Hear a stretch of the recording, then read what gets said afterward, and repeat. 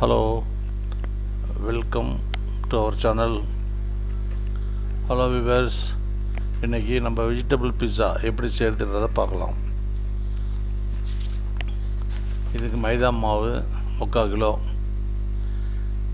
Try east ஒரு 2.5 table spoon,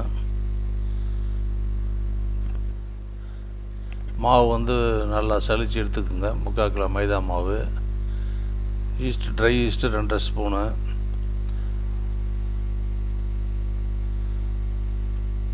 அது வந்து அந்த ஸ்பூன் வந்து சின்னது, அது வந்து 1/2 ஸ்பூன் தான் வரும். அது வந்து 1 ஸ்பூனாக கணக்கு பண்ணிக்கலாம். Tablespoon 2.5 dry yeast, sugar வந்து 4 டீஸ்பூனு, சால்ட்டு வந்து ஒரு 2.5 டீஸ்பூனு,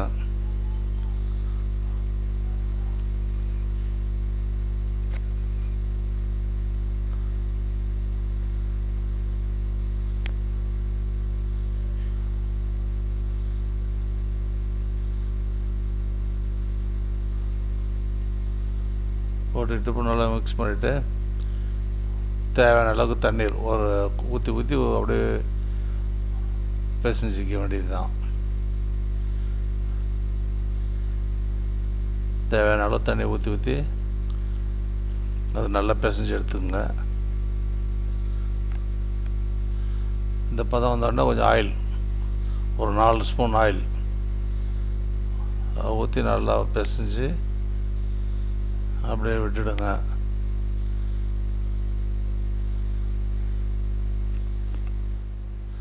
ரொம்ப கெட்டியாகவும் இல்லாமல் ரொம்ப லூஸாகவும் இல்லாமல் இந்த பதத்துக்கு அப்படியே பிசைஞ்சு எடுத்து மூடி வச்சுடுங்க. அது ஒரு 2 ஹவர் ஊறி வந்தோன்னா நல்லா உப்பி போயிருக்கும் பசங்க.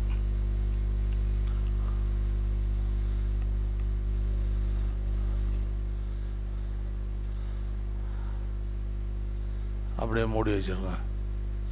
அடுத்தது சாஸு, ஹோம்மேடு பிஸா சாஸு நம்ம வந்து இதையும் தனியாக நம்ம வீட்டிலேயே செஞ்சு எடுத்துக்கலாம். டொமேட்டோ ஒரு 6 டொமேட்டோ, பூண்டு ஒரு 7 பூண்டு, இது ரெண்டையும்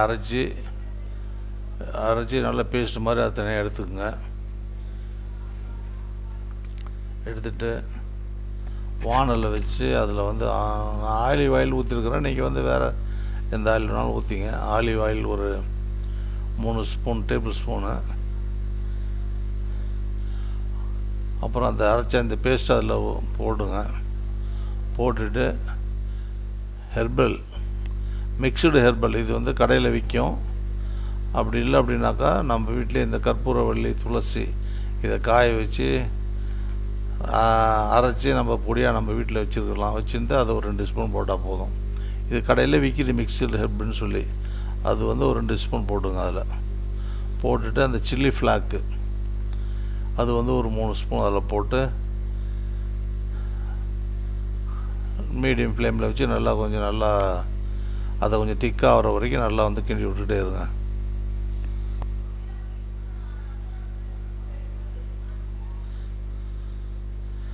அப்புறம் வந்து அதில் வந்து அந்த சர்க்கரை ஒரு 4 ஸ்பூன் சர்க்கரை, ஒரு 1.5 ஸ்பூன் சால்ட்டு அதில் போட்டுக்கணும். போட்டுக்கிட்டு மிக்ஸ் பண்ணுங்கள். மிக்ஸ் பண்ணால் கொஞ்சம் திக்கான பதத்தில் வரும்.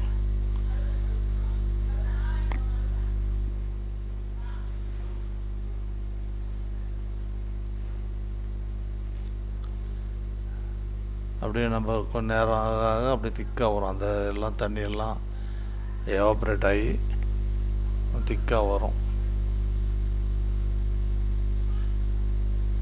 அந்த சமயத்தில் அதை ஸ்டவ் ஆஃப் பண்ணிவிட்டு அதை தனியாக எடுத்து வச்சுக்கோங்க. அடுத்தது அந்த மாவு நான் வேறு பாத்திரத்தில் மாற்றி மூடி வச்சுட்டேன். அது ஒரு 2 ஹவர் கழித்து நான் இப்போ பார்த்தாக்கா நல்லா உப்பி போய் பொசன்னு இருக்குது.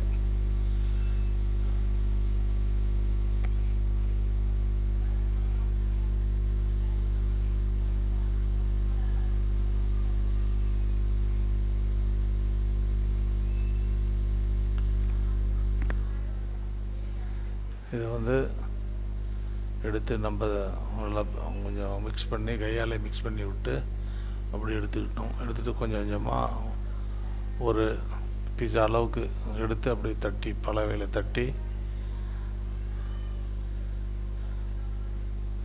அப்படியே அந்த வானலில் சூடு பண்ணி எண்ணெய்லாம் எதுவும் ஊற்ற தேவையில்ல, ஃப்ரை பேன் அது இருந்தாலே போதும். அதில் போட்டு அது மேலே வந்து இந்த சாஸ் ரெடி பண்ணி வச்சுருந்தேன் இல்லையா, பிஸா சாஸ், அந்த சாஸை போட்டு நல்லா பரவி விட்டுடுங்க. அது எவ்வளோ நம்ம குவான்டிட்டி நம்ம டிசைட் பண்ணிக்க வேண்டியது தான், கூட குறைய. இந்த அளவுக்கு போட்டு நல்லா பரப்பி விட்டுட்டு அடுத்தது வந்து அது மேலே அந்த சீஸ், சின்ன பீஸாக சீஸ் வச்சுட்டு அதுக்கப்புறமா வந்து குடமிளகாய் அதை வச்சிடுறோம். வச்சுட்டு அப்புறம் வந்து ஆனியன், கட் பண்ண ஆனியன் வந்து அது மேலே அந்த கேப்பில் அங்கே ஒன்று இங்கே ஒன்று வச்சு டெக்கரேட் பண்ணிக்கலாம். பிறகு அது மேலே ஸ்வீட் கார்ன், வேக வச்ச ஸ்வீட் கார்ன் அதை வேக வச்சு எடுத்துக்கணும். அதை வந்து அப்படியே கொஞ்சம் அதிகமாகவே நம்ம வந்து போட்டுடலாம். போட்டுட்டு அதுக்கப்புறம் இன்னொரு லேயர் சீஸ் அதில் அப்படியே நம்ம வந்து அப்படியே சீவி விட்டுருங்க. அதில்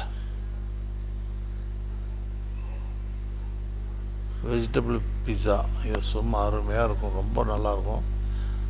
வச்சு மூடி வச்சுட்டு ஒரு 5 நிமிஷம் சிம்மில் வச்சுருந்தாலே போதும். அவ்வளோதான், ரெடி ஆகிடுச்சு. இதில் கடையில் நம்ம வாங்கி சாப்பிட்றத விட ரொம்ப அருமையாக இருக்கும். கடையிலலாம் சும்மா இந்த அளவுக்குலாம் போட மாட்டாங்க, இந்த அளவுக்கு டேஸ்ட்டும் கிடைக்காது. இது நம்ம வீட்டிலேயே நம்ம செஞ்சு சாப்பிட்டா ரொம்ப அருமையாக இருக்கும்.